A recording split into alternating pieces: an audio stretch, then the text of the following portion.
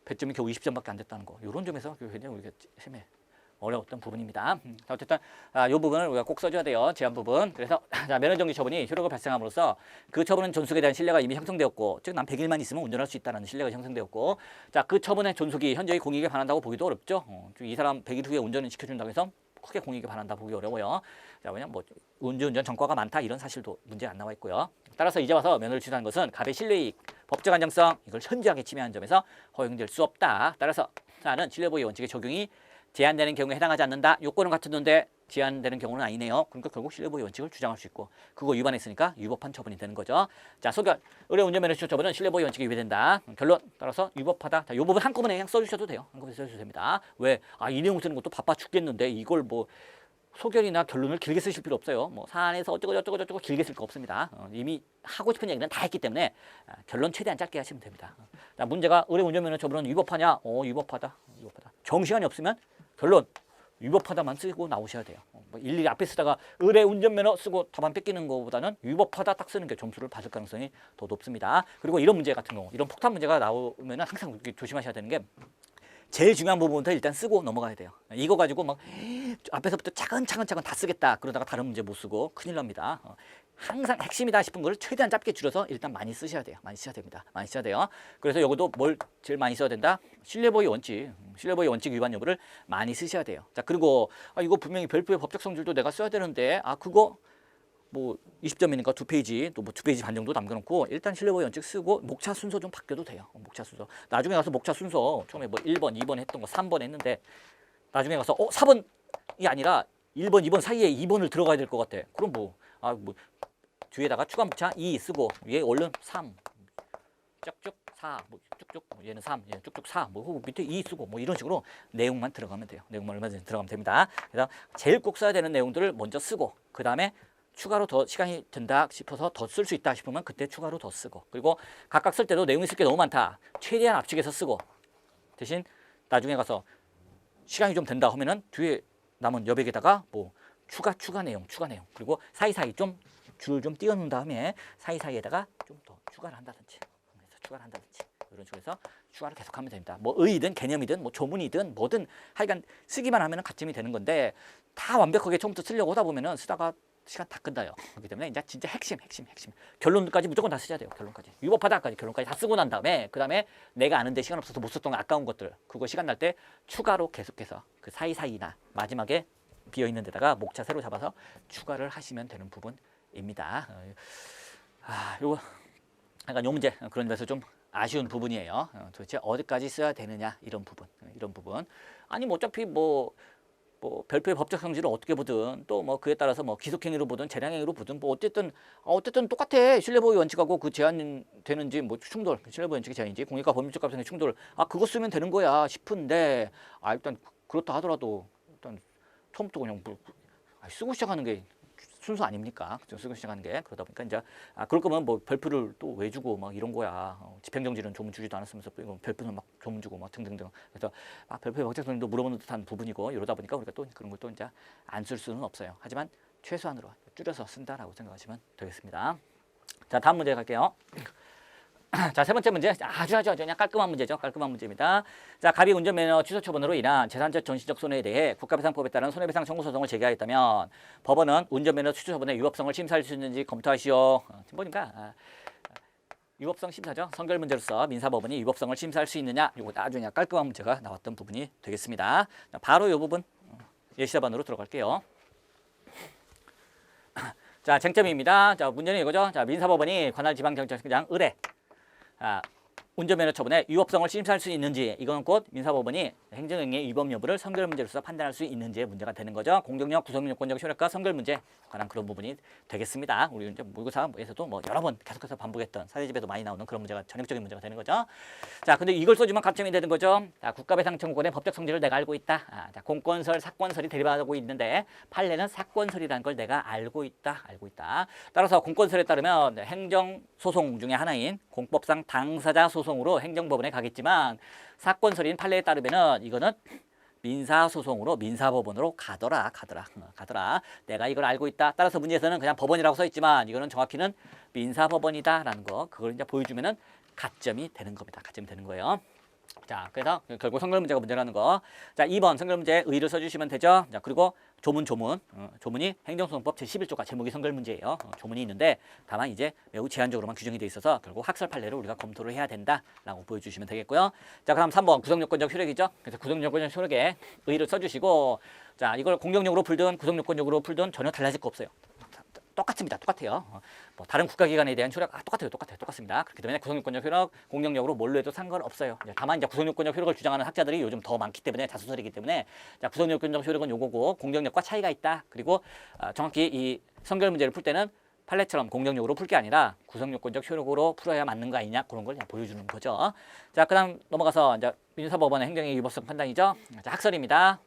자, 학설을 간단하게 논거 하나씩만 써주면은 대신에 검토해서 좀 풍부하게 써주시면 되고요. 자, 학설에서 논거를 많이 썼으면은 검토는 이제 간단하게 쓰시면 되고 어디든 내용만 들어가시면 되는 겁니다. 자, 여기 보면은 학설도 많이 쓰고 검토도 많이 쓰고 해서 중복되는 듯한 느낌이 있어요. 자, 이런 거 특히나 2번 문제 때문에 시간도 부족한 상황에서 이거 너무 자세히 쓴다 힘들어요. 자, 어쨌든 그 내용 한 번씩만 쓰면 되는 겁니다. 자, 부정설 볼게요. 자, 행정이나 당연무효가 아니라 구성요건적 효력이 있기 때문에 자, 구성요건적 효력이 있으니까 그래서 구성요건적 효력을 여기는 뭘로 본다? 유효성뿐 아니라 적법성도 추정한다라고까지 보고 있는 거죠. 지금 거의 찾아볼 수 없는 견해인데 자, 이렇게 적법성까지 추정된다라고 보다 보니까 함부로 위법하다고 다른 국가기관이 얘기하면 안 된다는 거죠. 또 하나, 자, 실정법상 취소소송의 배타적 권한으로 원칙을 채택하고 있다. 그래서 이 처분이 위법하다는 건 누가? 취소소송이 제기된 그 법원만이 판단할 수 있는 거 아니냐 뭐 이런 논거로 얘기하고 있는 거죠. 자, 긍정설입니다.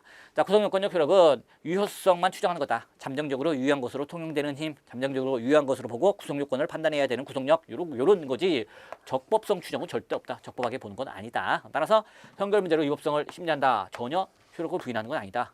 구성요건적 효력 또는 공격력은 효력을 부인할 수 없는 힘, 즉 유효한 것으로 인정해야 되는 힘을 얘기하는 거지 뭐 적법한 것으로 인정해야 되는 힘은 아니에요. 그렇기 때문에 위법성을 심리해도 전혀 공격력 위반이 아니라는 거죠. 그리고 그렇기 때문에 결국 할 수 있다는 게 긍정설이고요. 자, 판례입니다. 자, 판례는 요 판례 써주면 되죠. 자, 처분에 취소 판결이 있어야만 위법임을 이유로 한 손해배상 청구를 할 수 있는 것은 아니다. 즉 처분이 위법하다라는 판결을 받지 않더라도 뭐 손해배상 청구하면은 국가배상 청구하면은 우리 법원에서 처분의 위법성을 판단한 다음에 위법하니까 배상해줘라 이렇게 판단할 수 있다는 거죠. 긍정설. 다음으로 넘어갈게요. 자, 검토입니다. 자, 구성요건적 효력을 적법성으로 추정하기는 곤란한 거 아니냐. 그래서 위법성을 심리해서 효력을 부인하는 건 아니라는 점.